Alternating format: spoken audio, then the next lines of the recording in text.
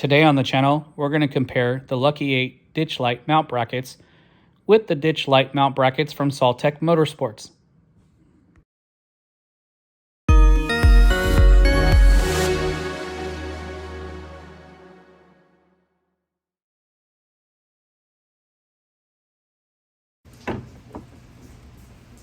I'm going to go ahead and just start these on both ends.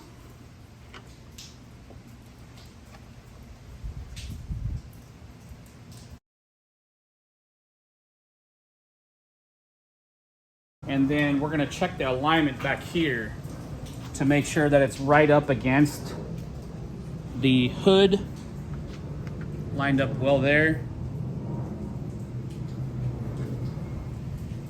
And then we'll go ahead and tighten it up. Once you have your alignment done properly, you can secure the nuts.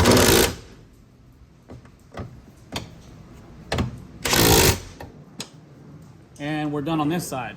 Let's move to the other side.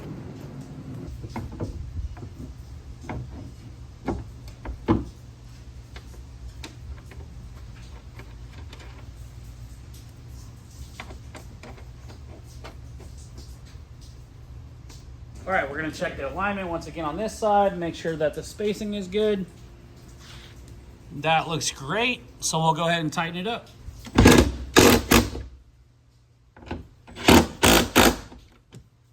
And we should be good with that. Next up, we'll install the lights. Okay, so one of the things I wanted to point out that I think is a really good design with this particular part from Saltek is that they do have two slotted holes on the outside as well as the center hole for this bolt. Now, if you'll look at the bottom of the LP4 bracket, you'll see these two slots.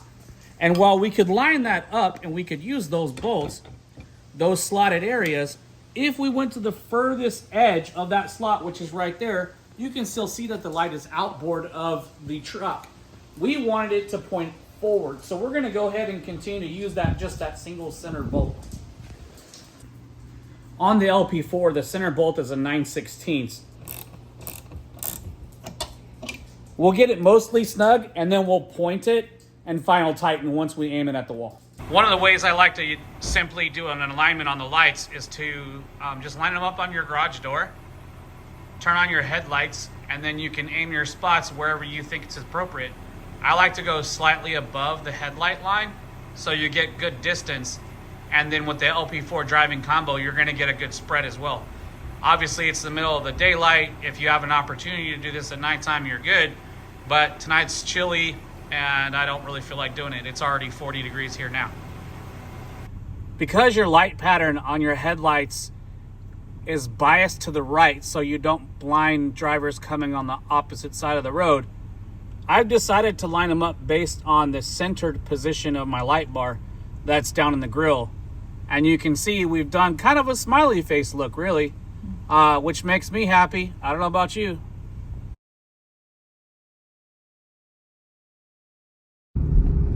So one of the things that we noticed about the particular light mounts that we purchased from Lucky 8 was that with the LP4s, they seem to be a little bit on the heavy side for the gauge metal that they use for the bracket. And if you look, what happens is with even just minor bumps, there's a lot of vibration. Our roads here in Carrollton, Texas are pretty rough, and so for that reason, it's pretty easy for the light to shake around.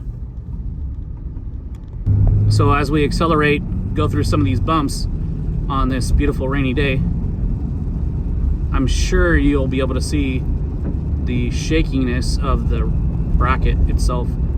The light moves around a lot. So just to give you guys an idea, you can see the thickness difference between the Saltek one, which is the one right here on the right, compared to that of the one that I purchased from Lucky 8. I'll clarify, I believe that it's a Proud Rhino item that Lucky 8 sells. But again, you can see the significant gauge difference between the two brackets.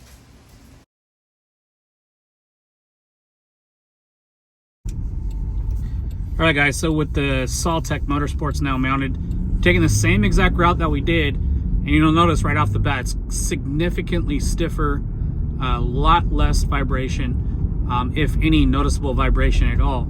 and we're going about the same speed, literally the same road, literally the same lane, and staying as stable as I can here.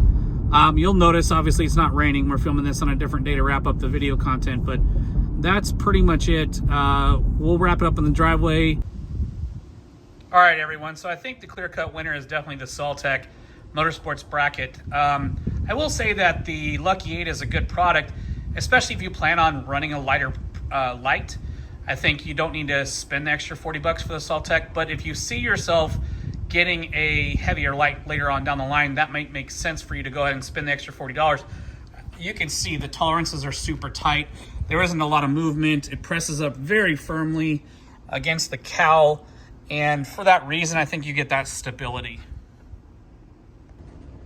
So wrapping it up, thanks so much. Really appreciate you guys looking at the gear review. Make sure you like and subscribe. We've got a lot more gear reviews coming. We've got some trips coming up that you'll see some journey recap videos and a couple of events. So super excited to continue to bring great content to the channel. We'll see you on the next video.